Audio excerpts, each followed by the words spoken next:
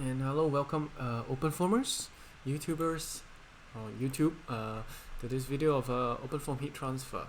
Today I'm going to talk about some results comparison. Let's see. Yeah, so basically what happened is that the case was finished. Okay, the case was finished for this coarse mesh sphere oil with K omega SST, coarse mesh sphere oil, K omega SST. Alright, oopsie, K omega SST IDDES, I mean IDDES. Okay, so we have 300 seconds worth of data, and if we go to post-processing oil and we go to average sphere heat transfer coefficient, go to the 36 seconds onwards, because I kind of stopped it halfway because of some error. Alright, you see that the heat transfer coefficient hovers around 110. Okay, you can see the heat transfer coefficient actually hovers around 110, especially towards 300 seconds. If we take a look here, I'm not going to plot out the graph. I mean, I can, but I'm not going to. You can go and sort it out yourself, do your own experimentation, and sort it out yourself. You can see that towards the end, where the temperature is about 300-ish degrees C, 337 degrees C to be exact. Here is 330 degrees C. The heat transfer coefficient is about 114. Okay, here's about 104, which isn't too different, but it's like a 10% increase from whatever you see over here. So what this turbulence model does is to increase this heat transfer coefficient, but using it for the laminar case, okay, because towards the end of the simulation it kind of gets laminar.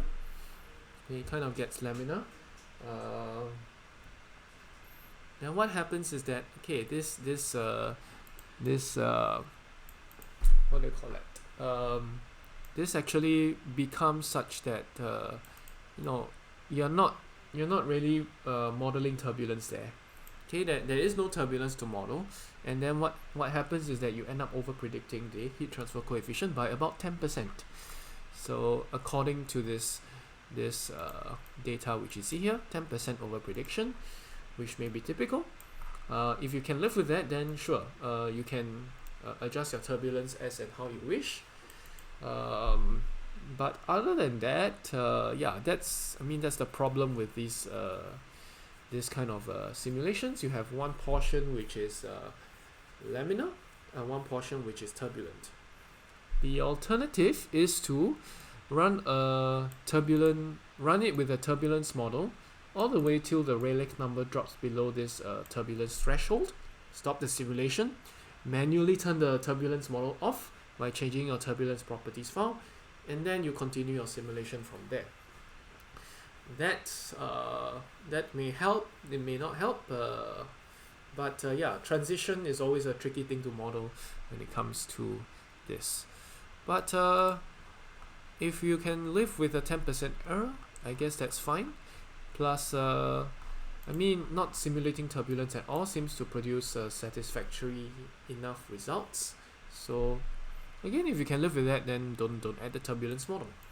But these videos were just to show you how to make the syntax right and solve some stability issues. Now, basically, I'm going to do it all clean. And clean every bit of this up, so that I won't upload gigabytes worth of data.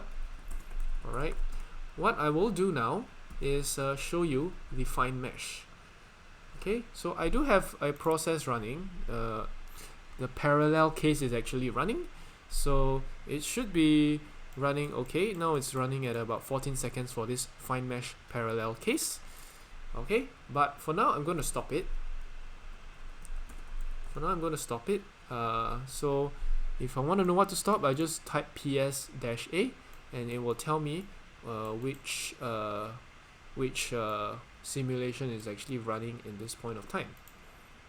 Okay, actually I have a few simulations running. Okay, this one has already ended, so doesn't matter. Okay, I was running the tutorial case just for comparison. Okay, so this is the tutorial case where you have a chtMultiRegionFoam and it was running. Okay, so let's see. The last time round, wait, I need to kill this process first. PS this A. Okay, kill 1288 92. I'm looking at this process ID over here, and there you go. You should stop this simulation from running. Okay, so I'm gonna stop this. All clean. Alright, so actually it's not that difficult. If you want to know how to run it in parallel, I mean there are some basic steps to run it rather primitively. Okay, all you have to do is this: you look at the system file, or rather you look at this case here in the tutorial folder. We call it the external coupled heater. Let's see how they do the parallel running. So let's we do all run pre. You see that there's a block mesh topo set. These are standard meshing things, and then there's the part where they start removing the fluid fields from the solid regions. This is a for loop. Okay, for blah blah blah blah blah. You do these steps, and again, this one there's a change dictionary. So there's a change dictionary being done for each step. But I mean, I don't exactly yeah, I actually do the restore 0 directory after, so that I run the change dictionary not in parallel, okay, not in parallel, but in series, so that yeah, I mean I do the change dictionary, before I mean, do I do it? I can't remember. Yes. Let's see. All run serial pre. Yeah, actually yes, I do the change dictionary for each region. So these two lines of code are pretty important if you want to remove all the unnecessary fields, plus you want to do change dictionary for each region. This one really truncates everything, rather than you having to manually type in change dictionary for oil, change dictionary for sphere, and if you have 6 regions you have to type in change dictionary 6 times. Now this one over here is to run application external. Yeah, so what happens here is that for this tutorial case there is an external solver, which is an artificial way of generating heat, or something like that. So that's the idea. I think it's an artificial heat generation. There's a externally coupled heater. So we're not covering that in this tutorial, so you can kind of just ignore that first. But know for sure that this capability is there for you in case you want to use it. So that's not an issue at all. Alright, so that is for this case. This is for meshing. We haven't talked about the parallelization yet, so let's take a look at what all run does. And you see that the parallelization is actually pretty simple. So this is again a file. Okay, this is the all run file. The all run file will do this standard sets of code, and then it'll start doing all run pre. All run pre is the meshing step, which we saw just now, and as you can see, this one we don't really recognize it at this point in time. It is probably for the external coupled heater, and these are just some lines of comments in case you want to run this whole application in series rather than parallel. Now you look at this. This is where the stuff gets interesting, where we have decompose parallel for all regions. So the command to run is decompose par, then you just use the all regions flag there, and then after that you run parallel get application end. okay, or just run parallel get application, which means you run chtMultiRegionFoam in parallel using the MPI solver, etc., etc. So if you take a look at their directory, this is how they structure their decomposed parallel. Okay, you see there's a decomposed parallel dictionary here. Alright, decomposed parallel dictionary. They use a Scotch method to decompose this into four domains, four processors in fact. So processor 0 all the way to processor 3, 0, 1, 2, and 3. So you don't have to really do anything manually. But you take a look at the bottom, each of these regions. For example, bottom water. Each of them will have their own separate FV schemes, FV solutions, and a decomposed parallel dictionary. So you need to have a decomposed parallel dictionary for each of these regions, and they must be exactly the same. Alright, so there will be number of subdomains, blah blah blah, all of these are here. Of course, when you see this @ sign here and you see this funny color, it means that it's like a shortcut, okay? It's actually referring to that same file that we saw on the outside, this decomposed parallel dictionary. One way to replicate this is, of course, you just copy and paste decomposed parallel dictionary into each of your regions. So to copy over the structure of this case file, I actually copied over decomposed parallel dictionary, okay, CPAR, decomposed parallel dictionary, into oil, and decomposed parallel dictionary into the sphere. So they must be exactly the same. Now what happens if they are not the same?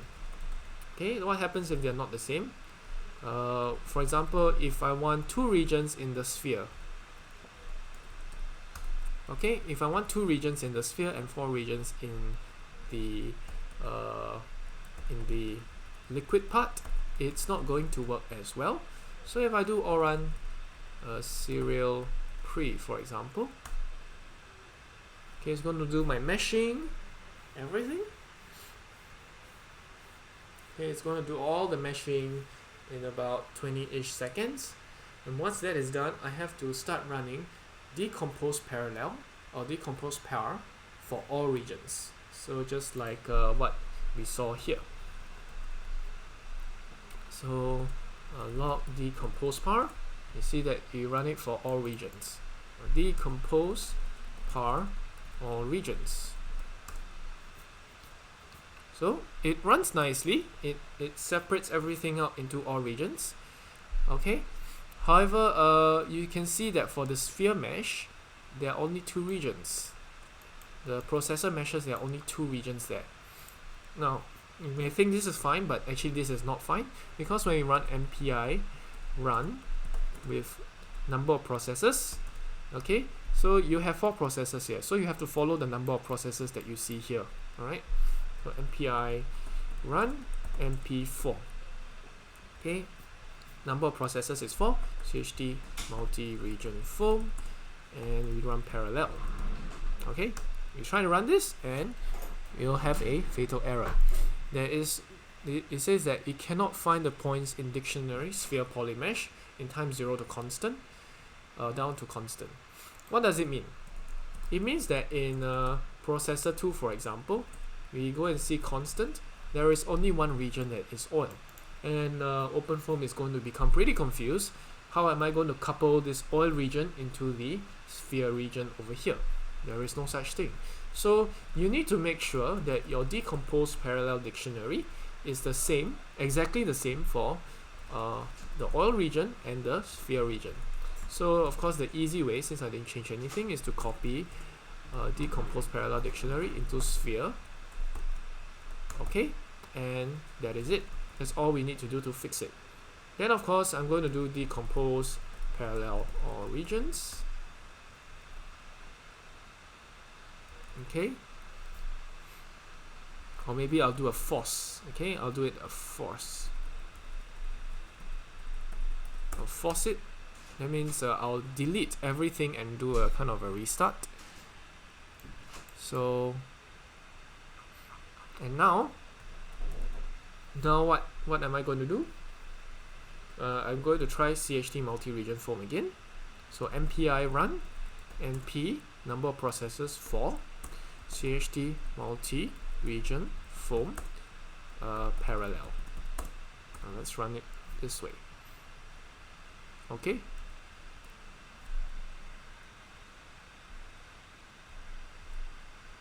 MPI run mp4 chtMultiRegionFoam.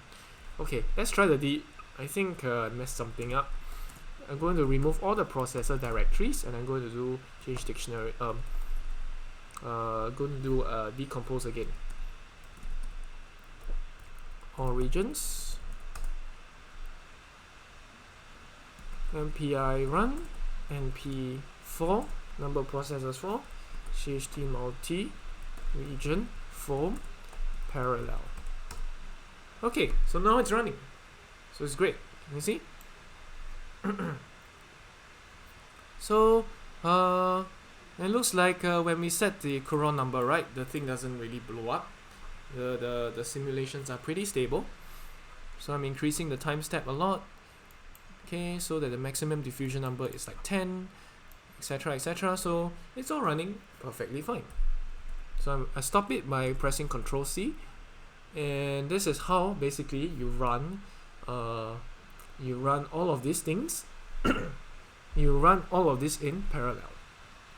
So I'm gonna go to all run parallel, and all I'm gonna do here is, okay, let's see the all run serial. So basically I do an all run serial pre, okay, and then what happens, let's go to all run parallel.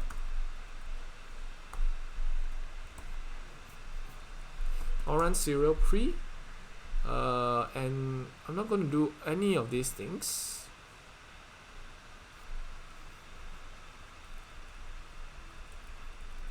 Okay, so all I'm doing is that run application, okay, decompose parallel all regions. Okay, the reconstruct parallel thing, let's see, that's an important question we need to deal with. So how do we do the reconstructing part after running all data?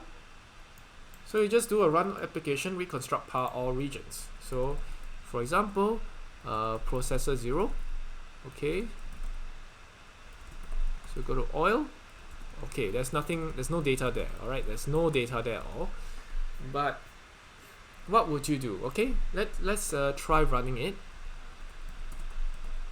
np4 chtMultiRegion. Oh, let's try the all run parallel way. Oh, that will actually take longer. I don't want that. Okay, I'm going to delete all of this very simply, and I'm going to just copy and paste this because I don't want to type everything out. So let's write chtMulti run. So I'm going to try and run this thing first. Okay, I'm going to try running this thing first, and you see whether we can do our reconstruct parallel step. And once it's done, hopefully we can get some data. Okay, so let's do parallel n in the background. Sure. Okay, just going to run for a few seconds, maybe a minute or so, and okay, once it's done, it should reach about 2 seconds. Okay, it should reach about 2 seconds, and then we should have a first data point. Okay, so I'm going to close this tab first. So it's about 0.5 seconds. It should be progressing pretty fast because we are going at about 0.0 something seconds or so. So I'm going to do a new tab. Okay, you take a look, it's almost at 2 seconds. It's very fast.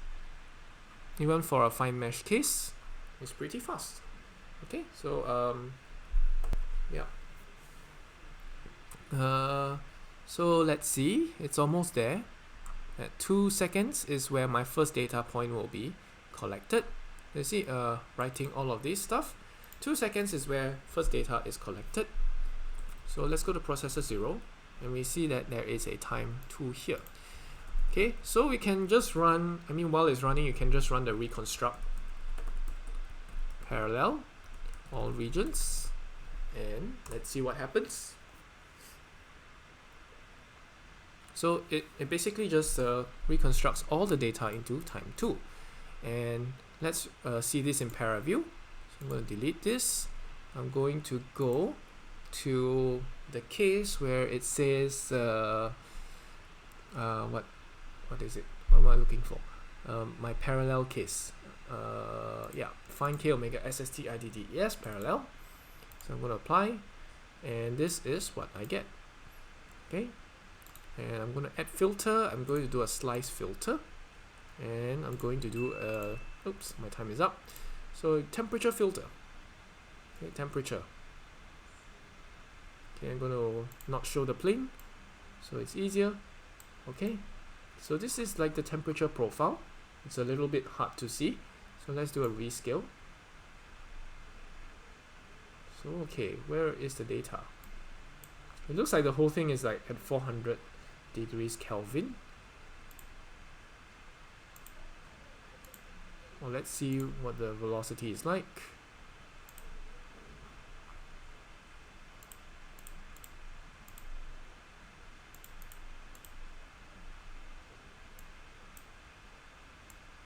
I'm not going to skip 0 time. Oh dear, what's going on here? Okay, let's try again.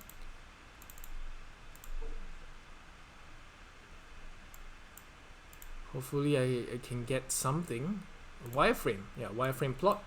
Look, there's a pressure data there already. Temperature data. Apparently it's not really there. Q dot, okay.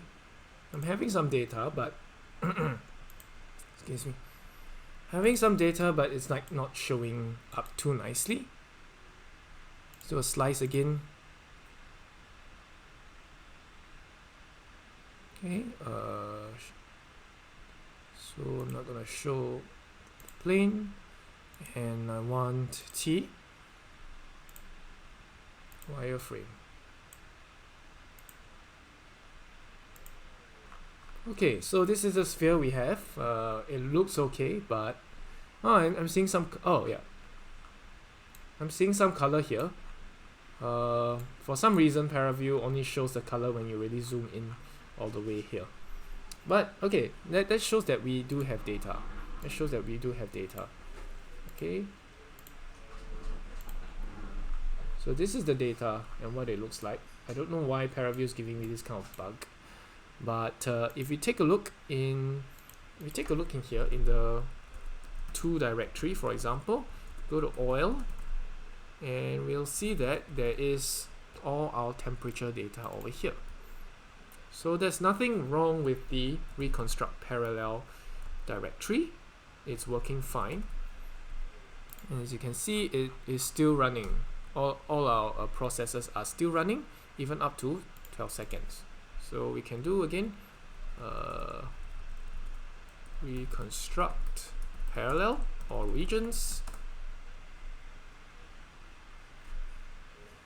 Okay, let's do it for time 2, time 4, time 6, time 8. So let's try this again. Time 10. Okay, so we have pressure data there.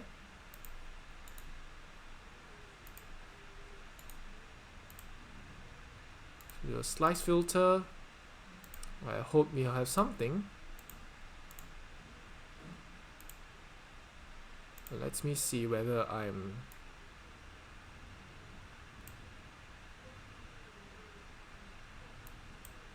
I have to uncheck the internal mesh maybe. Do I? Yes, I uncheck the internal mesh and that's it. Okay.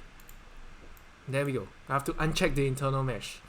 So basically, yes, I do have my data there. So that's the bug with ParaView. Not a bug. It's just a setting I kind of did not show properly. Okay, so this is our surface with edges plot. Okay, and this is our surface plot, and you can type press play and you see the sphere just cooling down pretty rapidly. Okay, so yeah, that's how it was supposed to be. It's cooling pretty rapidly in the first few seconds. After that, yeah, it does not, yeah, it doesn't really, yeah, cool off that much. If we take a look at the post-processing, we can see roughly how much heat transfer coefficient we are having. Surface field value 0.data. Okay, this is about 1,000 something. That is way too much. And if we take a look at our heat flux data, okay, take a look at our heat flux data. We know that at least for the laminar case, the heat transfer coefficient, it's not very, let's see, our heat flux data is where is our heat flux data? Got too much data here. Yes, it should be about 400. So now I've actually increased the amount of heat flux from this sphere to the oil by several orders of magnitude by using this fine mesh and using this turbulence model, the k-omega SST, IDDES. Did I use that model? Okay, maybe I'm running a little over time, but bear with me. Oil, turbulence. Yeah, so I'm running the k-omega SST IDDES, and this is way too much turbulence, way too much heat flux. But end of the day, it shows that you can run chtMultiRegionFoam in parallel. I've just shown you how, and it did it with the turbulence model. Whether it's physically accurate, well, you can see it's not, because it over predicts the heat flux. But this is just teaching you how to do the syntax properly. Okay, so yeah, so the syntax is just like this. You should know how to do it. Right now I've shown you the commands, and hopefully you have learned something useful from this video. Hope you like it, subscribe, and do leave some comments if you have questions. Oh dear, 27 minutes. Alright, I'll see you next time. Bye.